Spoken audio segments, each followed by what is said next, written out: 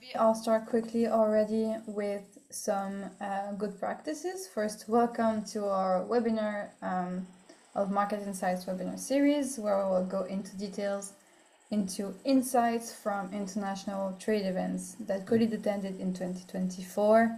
I hope you learned some things. And before we start, let me first give a few good practices. So, because we are in a webinar format, you don't have a microphone, but please introduce yourself in the chat. It's always nice to know who we are talking to. Tell us where you're connecting from.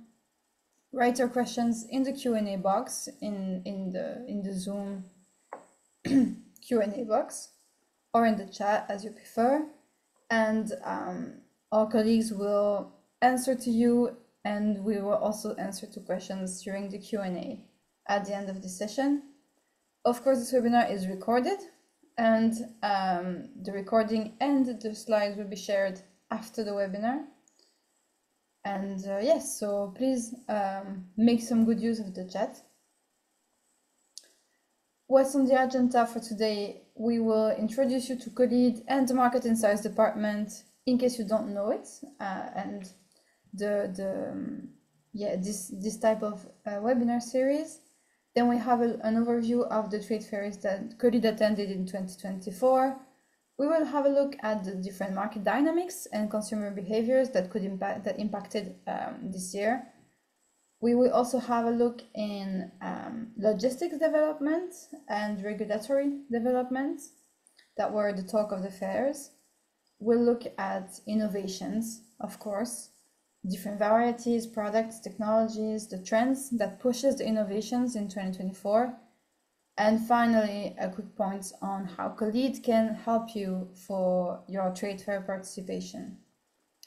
So without further ado, I will give the floor to Tiago that will introduce COLEAD and the Market Insights department. Thank you.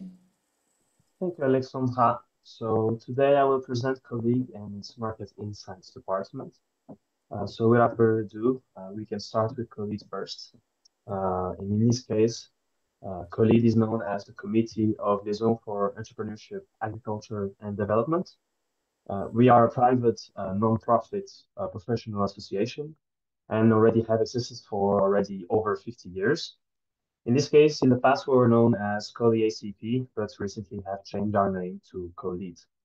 Now, our mission in this case is to implement activities through various programs so we can enhance agriculture's contribution to sustainable development goals.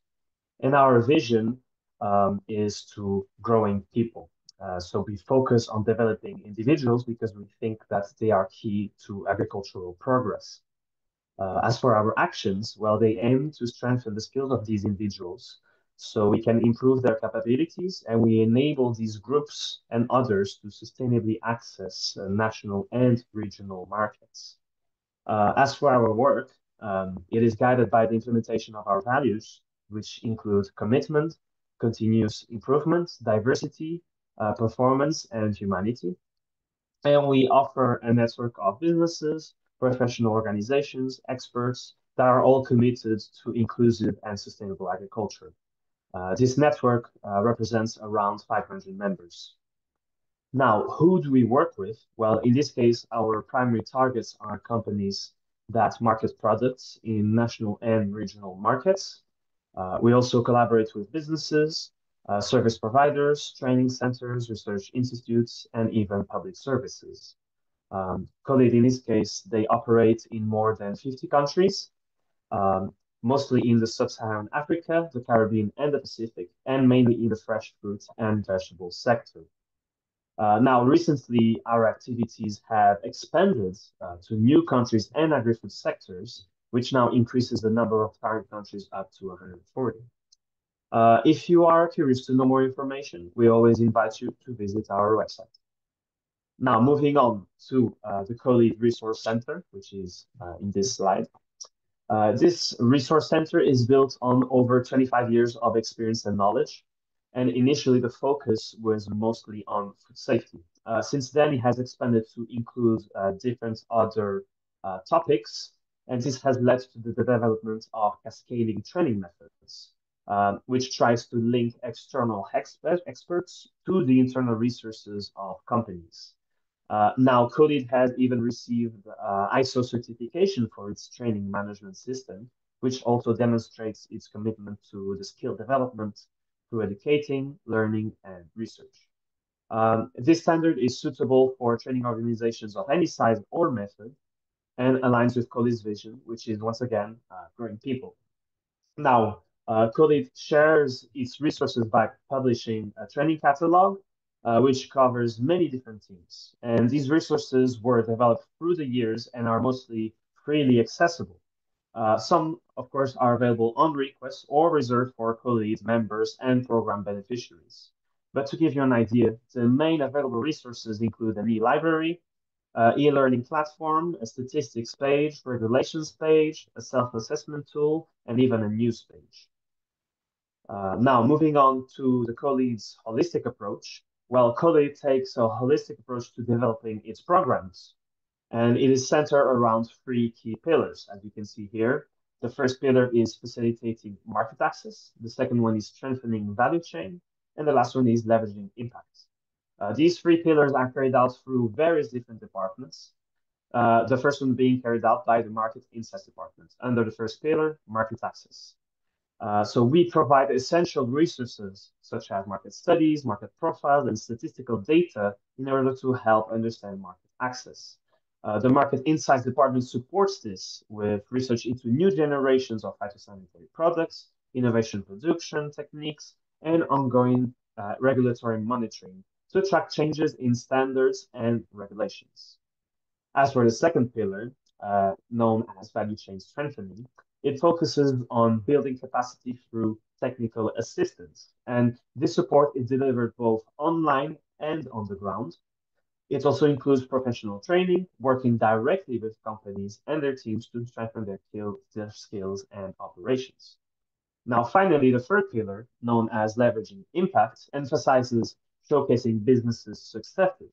And this is mostly done through webinars organized in collaboration with, for example, PAFO in Africa, ICA in the Caribbean, and PFON in the Pacific.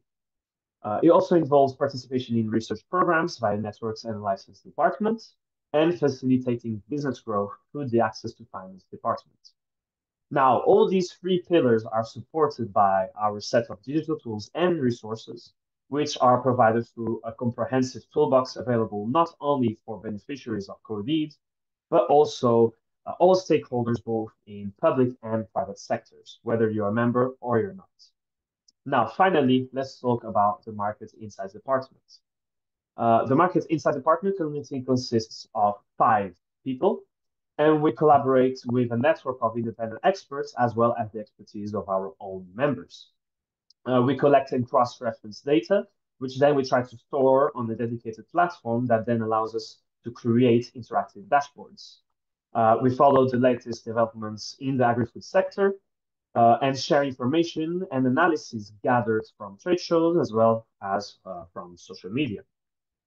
We try to produce publications and reports on various aspects and supply chains, which we then try to present in webinars such as this one. Finally, we transform this data into actionable insights and support business development by helping companies access new markets and facilitating meetings with new clients or suppliers. So now that you have an idea of COLEAD and Markets Insights Department, I can give my words to Alexandra, which now will give you a better idea of the overview of the trade fairs. Thank you. Thanks, Diego. Amazing. So now you know more about COLEAD and the Market Insights Department. Indeed, let's go now into the topic of today, which is the insights on trade fairs. So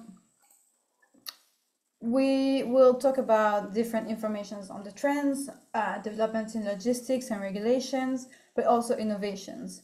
But first, let's just have a quick overview on the different trade shows that different colleagues from COLEAD attended this year. You can see that it's from different regions, even if a majority of which are in Europe. COLEAD also was an exhibitor in two trade fairs, which were BIOFACH and Fruit Logistica, both in Germany. And every year, as Market Insights, we try to explore a trade fair at a different continent. So last year we had the opportunity to go to Sarah in Côte d'Ivoire. This year we could attend IFTEX on flowers in Kenya, and next year we'll go to agri-food in Middle East. When we look at the statistics of those 5 top trade fairs, so Fruit Logistica and BIOFACH in Germany, MacFruit in Italy, Fruit Attraction in Spain, and SIAL in France, we can see that overall all the numbers have increased compared to 2023. Let it be in terms of exhibitors, countries, or visitors. So it means that there is a growing interest, business is going well in the fairs, people are interested. And it's also interesting to see that, for example, for Fruit Attraction or MacFruit, in Southern Europe, you have a bigger increase than for Fruit Logistica, for example, in terms of visitors or even exhibitors. It's also interesting to know that Fruit Attraction, for example, is positioning itself a bit similar as Fruit Logistica, but there's a different public, still a lot of focus on Latin American origins, for example. Let's dive now into what has shaped 2024 in a global context, based on our observations, on discussions with stakeholders during the fairs, the conferences, etc. So first of all, in 2023 and 2024, the climate events were the main cause of crisis in global agricultural productions. Because yes, there were also geopolitical crises, such as the war in Ukraine, the conflict in Israel, security of the Suez Canal, that impacts the trade, etc. But globally, those conflicts are actually overruled by the production challenges caused by climate events. So we know that also a large part of those climate events were linked to the El Nino, like it was predicted on the map that you can see here on the right from 2020, that completely wreaked havoc in Latin America. There was more rain in Peru, Ecuador, droughts in Brazil. In Africa, we could see floods in East Africa, droughts in Southern Africa, hurricanes in the US. So other world regions were also suffered due to climate change. In Europe, also there was long dry spells in Southern Europe, while there was excessive rain in Northern Europe, etc. So that was the big challenge of the year. Fortunately, it's not all bad. There's good things also, opportunities still arriving this year. So overall, the inflation has eased in the EU. We can see energy and fertilizer prices decreasing, even if some inputs prices have increased. The demand for fruit and veg actually keeps growing steadily. So people keep looking for healthy, natural food, plant-based diets, etc. So there was a big boom during COVID, which is gone, back to normal, but there's still growth in that sector. We can see also limited supply from the EU because of the climate events, which means that there is actually opportunities for foreign suppliers to position themselves on the EU market. Because of the growing unpredictability, there is a lot of will from the importers to reduce the risks. So they want to diversify the origins of supply, and people also want products all year round, so there are opportunities for new suppliers. This limited supply, plus the increasing demand and the increasing production costs, resulted in a higher consumer price, which causes food prices to rise faster than the cost of living, which is not good for the consumers, of course, but it has a positive effect for those who can actually supply the market. So for EU producers, costs and revenue seem to have balanced out due to those higher consumer prices. The last point to note is that the prices also become more stable. Because of all this unpredictability and all those risks, the importer and retailer are actually changing their behaviors. So they are doing more and more contracts before the start of the seasons with fixed prices. So that also helps having more stable prices.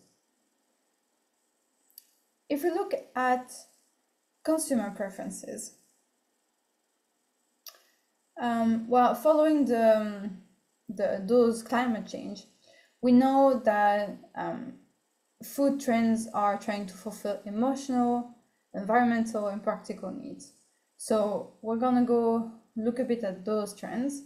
So pleasure is becoming more important, it's becoming a priority for consumer. Consumers take comfort in food in those challenging times. So, and the food industry actually really plays the emotion card very deliberately in all of the innovations we can see. We look for a lot of sensory stimuli, emotion of the overall experience, like orange fresh watermelon that you can see here on the right, bright colors, new texture. Food has become a source of affordable pleasure to comfort consumers to indulge. And after COVID, we also saw that gatherings also really focus on sharing food and festive experience, have shared taste, exploring new exotic flavors, etc. So texture, colors are very important. Second point we could see from consumer preferences is that as inflation stabilizes in the EU, it is actually expected that consumers will use their increased salary to redirect to higher quality food.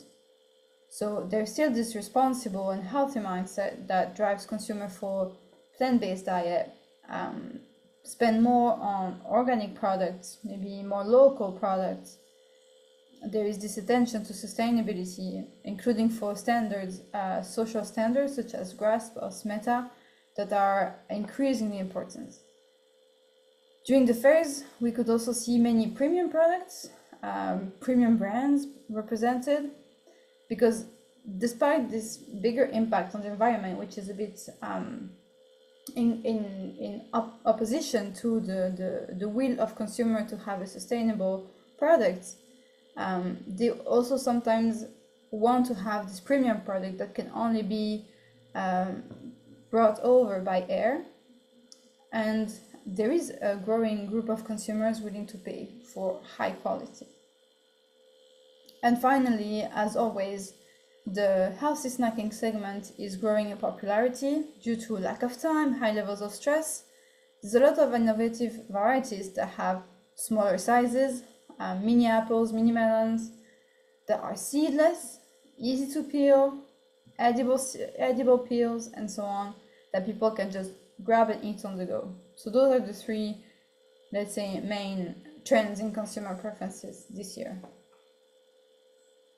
Now that we have the broad context of the year and what influences agriculture and consumer behavior, we have a look at two specific developments: the logistics trends and then the regulatory aspects that come back during the talks on the fair very often. So in logistics, for example, we have three main points discussed during the fairs. So the increase of sea freight, the air freight, and what are the logistics of tomorrow. So first, let's have a look at sea freight. We've seen that transporting refrigerated containers account for 6% of the maritime trade. From that, we know that fresh food products are like 55%. Then the frozen products are 43%, so most of the products. Second point is that the Red Sea crisis occurred, as you know, since the end of November 2023, with major consequences, and especially for the traffic from Asia to Europe. So you can see on the image here on the slide, people used to take the blue route here, but because of the issue in the canal, in the Suez Canal, they have to take the red one, the red line that goes through the Cape of Good Hope. And this actually adds at least 15 days of journey. It costs more money because of the additional fuel, and there's also a lot of risks due to the weather in that area. Another canal that is also under pressure is the Panama Canal, that has a lot of unpredictability due to the low water levels linked to the climate change. In sea freight, it's also interesting to note the end of big alliances, such as the 2M alliance between Marks and MSC. Sorry. There's also creation of new liner collaborations to provide more services and more competitive pricing, gradually align with the global objectives of decarbonization by 2040. There will also be integration of the EU carbon tax, for example, speed reduction for ships not using biofuel. Also take part in initiatives such as the minus 15 degrees coalition, reducing freezing temperatures, etc.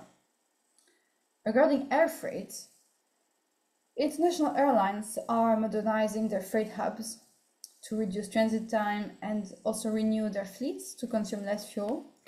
We've seen fluctuation energy costs that will obviously have an impact on fare costs, and also forces actually shippers to ship high quality perishable products that can absorb the rise of the prices. The last point to note here is the FFM initiative. So it's an initiative that involves alliances of fresh produce business organization, universities, also the international development sector, such as COLEAD, that we are also participating in. And it's an initiative that researches the impact of transporting fresh produce by air from African countries. So if you want more information on this or you're concerned by this, please click on the link on the slides once you receive it after the presentation. So what about the logistics of tomorrow? Well, first of all, from the Agenda 2050 of the East African Community, it is said that the volume of all goods shipped from Mombasa in Kenya will double in 25 years. It also says that for fresh fruit and vegetables, the share of sea freight is expected to reach 75% compared to 50% today. We'll also be seeing more and more carbon neutral initiatives, greener transport initiatives, more sustainable packaging solutions, and finally, AI will inevitably be increasingly used to optimize shipping routes, for example, through AI-powered predictive analysis based on business management and logistics data, etc. So in conclusion, for the logistics, the companies must face geopolitical uncertainties, climate events, pandemic situations, and they have to diversify their regional suppliers and to adapt real-time flow monitoring tools. Right, so the second development that we wanted to look at is the regulatory developments. So the one thing that everybody talks about at the fair is the packaging regulation. So first, let's remember what exactly is the new EU regulation on packaging. It's due to come into force at the end of 2025, so in 1 year. It requires all packaging sold in the EU to be reusable or recyclable by 2030. So there are two key dates. In 2027, the regulation will ban PFAS in packaging above the thresholds and requires that self-adhesive labels used on fresh produce will be compostable. And there are many examples already of companies doing compostable labels of all kinds during trade fairs and others. The remaining requirements must be met by 2030. So all packaging must be recyclable. Plastics must include a minimum percentage of recycled content. The design of packaging will have to be optimized in terms of size and weight. And the single-use plastic will be banned, completely banned, for fresh produce below 1.5 kilograms. So regarding single-use plastics, the directive is being implemented with fairly wide variations between member states of the European Union, which is actually quite exceptional for regulation. So France, for example, applies the strictest rules, banning single-use plastic for fresh fruit and vegetables packaging and requiring already compostable labels. During the trade fairs, we could also see many packaging suppliers present and almost all of them promoted already many alternative solutions to plastics. You can see wood, paper, but also cellulose, cotton, even bamboo, etc. So I won't go into too much details into this topic, like the alternatives to plastic packaging, but we have a briefing note that we will publish soon, containing all of those alternatives we've seen at the show. It might be interesting also if people, if some of you are interested in that specific topic, to look at the Agri-Innovators website from COLEAD. If someone can put it in the chat. It's a forum where there's a lot of discussions between members and people on topics, including the packaging, so you can find information there. Also, if you want more information on specific national laws, I invite you to click on the link in this slide. It's obviously very challenging to gather all this information because it changes all the time. The second regulation that is affecting the packaging that we wanted to quickly discuss today is this ban on BPA. So BPA, or bisphenol A, will be banned in most materials that come into contact with food, such as plastics, varnishes, coatings, and so on. It's the last layer of any packaging, basically in touch with food, in direct contact with food. So there are limited, there's a few exceptions for certain BPA derivatives in certain types of containers under certain conditions, and these exceptions are still evolving and changing. So we're talking about it today. Why? Because this ban actually represents a huge change from traditional practices that has been used for decades, and especially in the linings on the inside of the metal tins, like you can see on the picture, and also the metal lids on glass jar. So it's important to keep this in mind to avoid any disruptions in the supply chain. So we're already seeing companies offering BPA-free products during trade fairs. And like I mentioned, so with the 18 months transition period for single-use materials, so for single-use materials, the ban will apply from mid-2026. And the transition period is 36 months, so 3 years from now, for other materials. If you want more information on changes in European regulations or to be kept up to date, I invite you to subscribe to the AGRINFO newsletter, which provides an update every 2 weeks on the changes proposed and implemented for all agricultural products exported to the EU. Again, maybe someone can put it in the chat, so you can have the link in case somebody is interested to have a look at that after the webinar. Right, so now let's dive into the innovations. So I'm going to show you a few new varieties, products, technologies, and also especially what is driving those innovations, what's pushing the innovations right now on the trade shows. So linked to consumer preferences, let's take a look at the main trends driving innovations in agriculture and that we observed this year in the fairs. For fresh products, we can group them into three recurring trends, which is convenience, pleasure, and sustainability. So let's start with convenience. Consumers want products easy to eat and easy to snack on. So there's a lot of small varieties, increasingly popular, and we've seen many at the fairs. Like you can see here on the slides, we've seen mini apples, mini watermelons, mini melons, mini peppers, etc.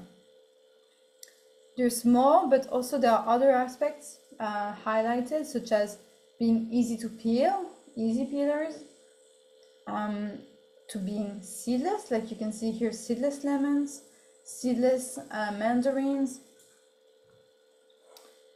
We saw also seedless grapes, etc. Those varieties are promoted out as healthy alternatives to snacks, or making them attractive for adults, but also for kids. Due to their small size, they can be eaten at once. And finally, the consumers also want their favorite products to be available all year. So like you can see here on the slide, there's a lot of innovation varieties that are either early on the season or late in the season. Like you can see here, a late mandarin, for example, to increase the production season. If I look now at the pleasure trend pushing the innovations, we can see that new varieties showcase new colors, attractive colors. For example, the orange flesh watermelons that we showed at the beginning. Also this ruby pineapple, the red mangoes, fully colored. We see a lot of focus on more crunchy, sweet, or juicy fruits. For example, you see the brand here, the Sucosi brand, that is actually choosing and selecting each individual orange that is scanned to guarantee their juice content. Last point here is that we see a lot of exotism. So people want to try new colors, new pigments, but also new fruits that are not new for the origin countries, but they are not known by the EU consumers, that are actually excited for new flavors and try new things. Like we could see the coconut fruit, for example, here from Peru, to be sold on the EU market. The last trend for fresh produce is sustainability. Like we've said already, because of the climate events and things like that, a lot of new varieties are not only innovative in terms of sizes, colors, etc., but also improve to produce actually well in less favorable climate conditions. So they will be more adapted to drought, there will be need of less pollinators, more resistant to some pests and diseases, etc. For example, we can see the yellow A1 banana variety here. That is a non-GMO variety resistant to TF4. You can see the new squash varieties here on the top that do not need pollination and produce well in difficult growing conditions. We see also many of the innovation that try to avoid food waste. So smaller sizes, like we've talked about already, edible peels, etc. And for example, there was also this new vegetable, the zucchiolo, presented at Fruit Logistica, and that actually won Innovation Award. It actually really showcased all of those trends that we've seen into one variety. It can be eaten cooked or fresh. It grows under less favorable conditions. It has an edible peel. It is small. It has a long shelf life, etc. Finally, we see also many of the products with a social story. So, for example, a percentage of the sales donated to good causes, such as research against cancer for the Zucchiolo, or fighting child diseases for oranges of the Joyo brand, etc. Now, when we look at the trends for processed products, we observed two recurring trends, which is the health and, again, the sustainability, but you'll see a bit of different aspects.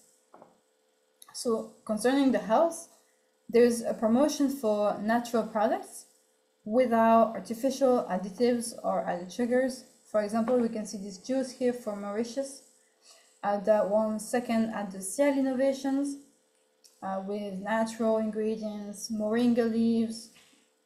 You can see the juice here, the broker fresh juice, also highlighting the vitamins and fiber contents.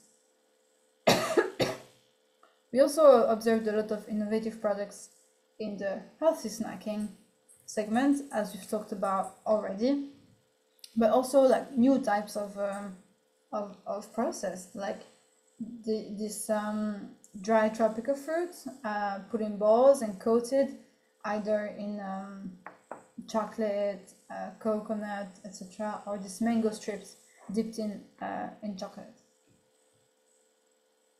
The second recurring trend for innovative processed products is their sustainability aspect. So we've seen many alternatives to meat, such as the pre-cooked jackfruit that you see here.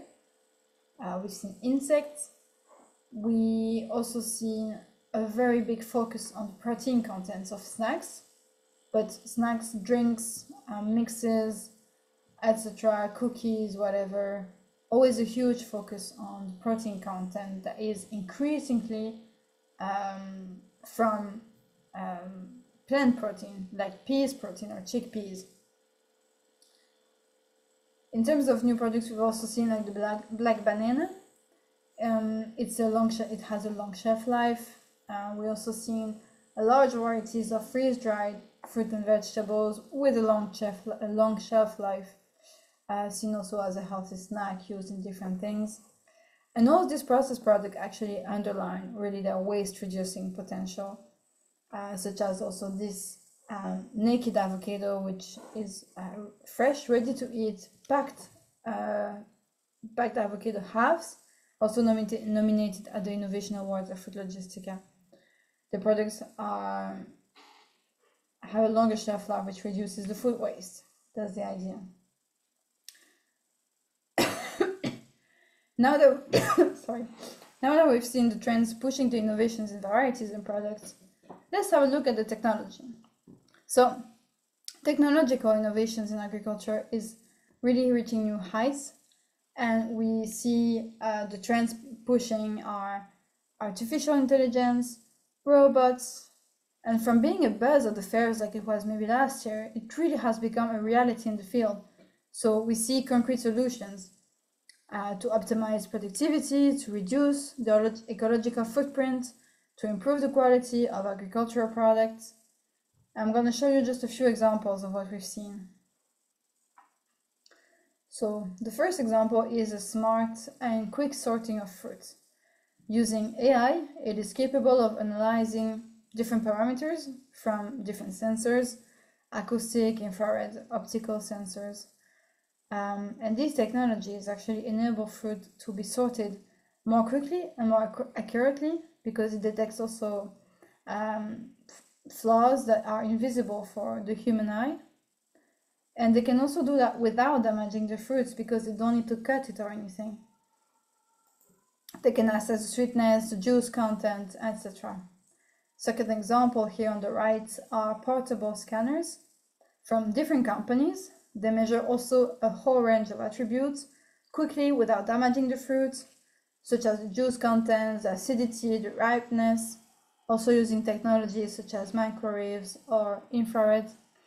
And it can be used, for example, in supermarkets for people to go with their avocado to the machine, to the scanner, and check the ripeness of the fruit. At the same time, we could also see innovations such as the agrivoltaic system here on the left, and some solar robots here on the right, transforming agricultural sustainability. So the agrivoltaics here on the left are adaptive, semi-transparent photovoltaics panel that make it possible to produce energy while growing crops. So it reduces the carbon footprint. And you can see on the right agricultural robots, such as the ones from FarmDroid. They carry out tasks such as weeding, seeding, autonomously and more ecologically using solar panels.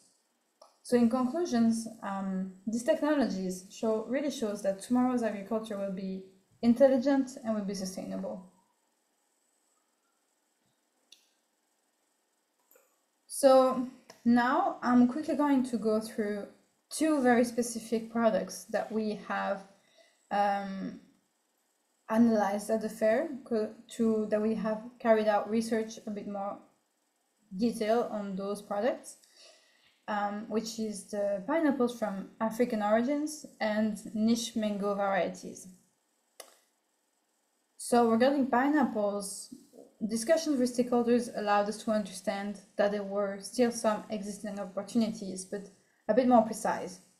I'll talk about the main points here, but if you're interested in more details, feel free to have a quiet look at the slides when you receive them.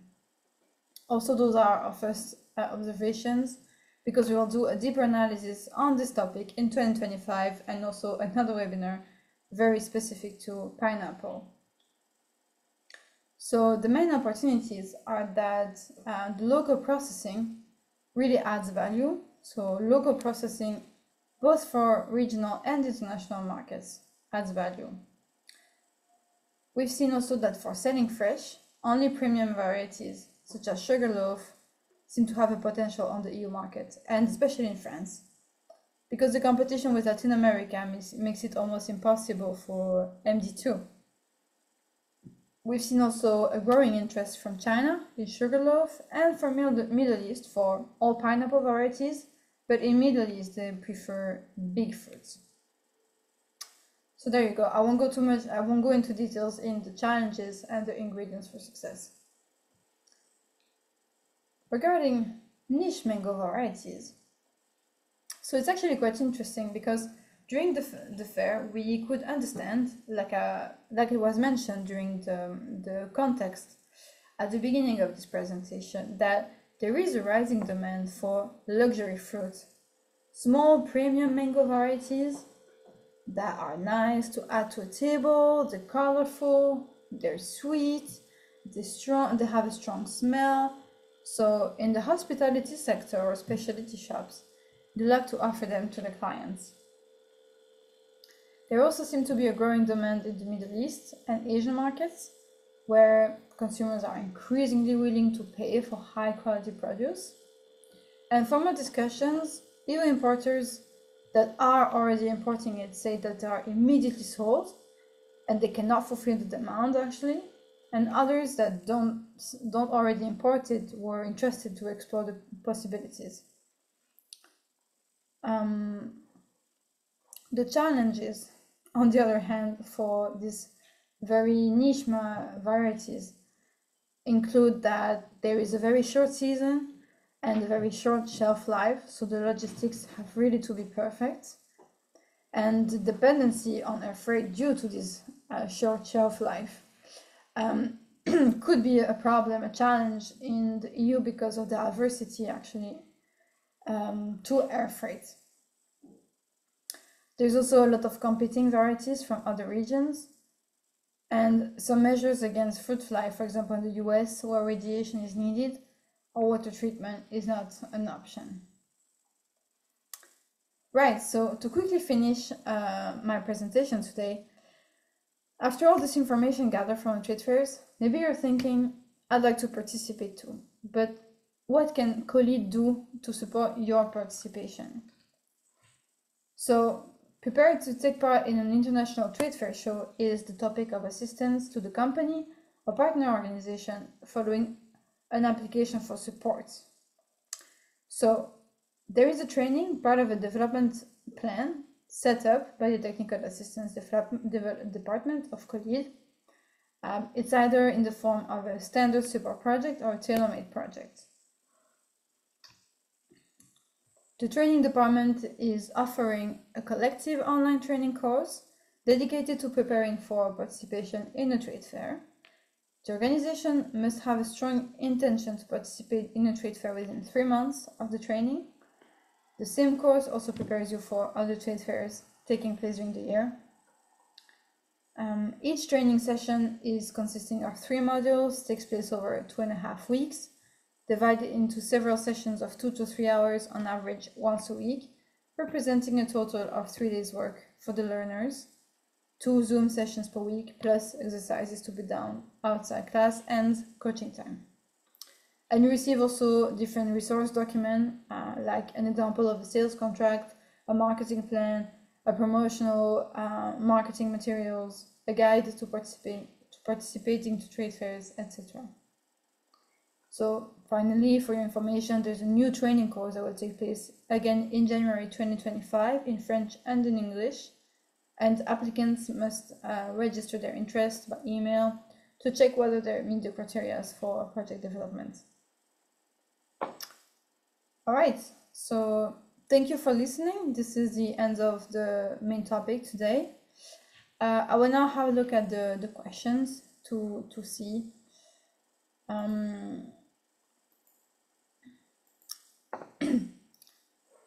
So yeah, I hope it was interesting. I hope you learned some stuff. And if you have more questions, please feel free to write them down in the chat or in the Q&A box.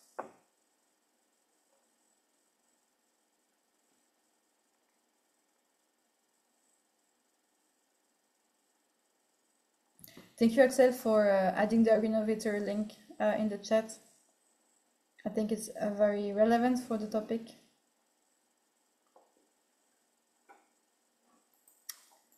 So there's not many questions. Sorry, I'm reading at the same time. So there was a question from Peter. So COLEAD has had a very successful season and no intervention request for experts.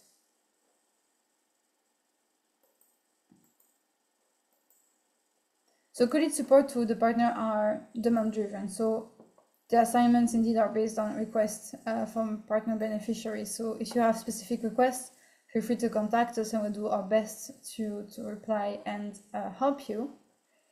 We also had a question about in the registration form, somebody asked about receiving statistics of mangoes export in the Dominican Republic. So I'd like to remind you, maybe you know about it, but if you go to the COLEAD website, you can find the analytics page where you have many dashboards that can help you browse trade data.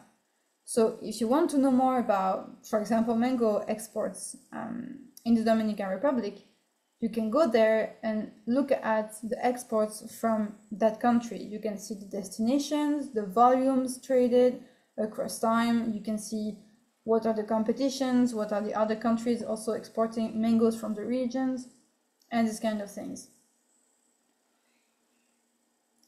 There was also a question on new certification, specifically for the Netherlands and EU markets. So in terms of private certification, there's already well-known certifications such as Global Gap, GRASP, Fair Trade, Fair for Life, Rainforest Alliance, for organic. The export company need to be certified according to the EU regulation, etc.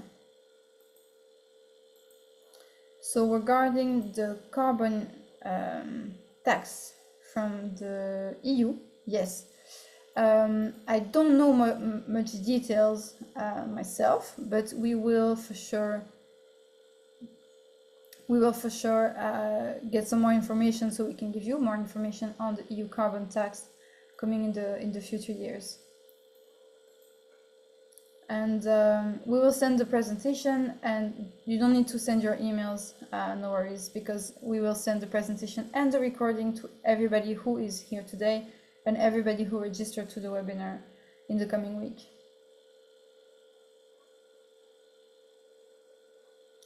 So regarding participation in the fairs, so we support your participation in the fair mainly through trainings and materials that we can help support your preparation to your participation to trade fairs. We are not really doing anything in terms of costs, but Denis, please, you can reply to that question. Maybe you know more than me, if you want to take the floor.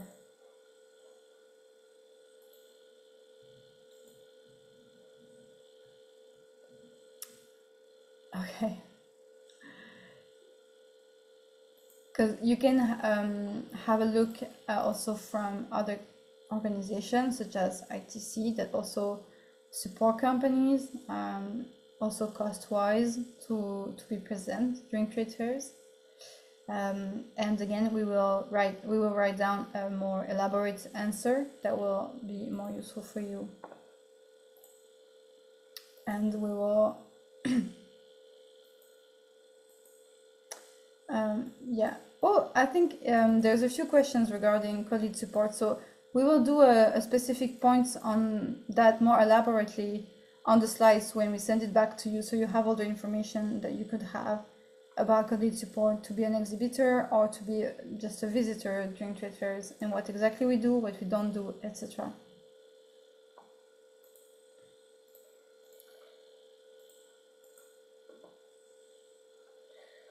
All right.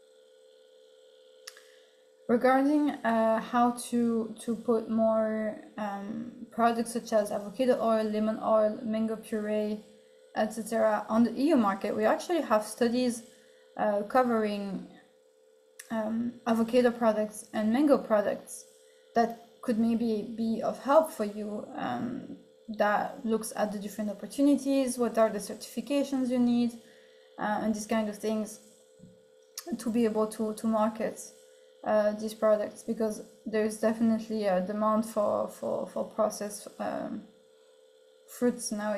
Like I said in the presentation, it's very on trend.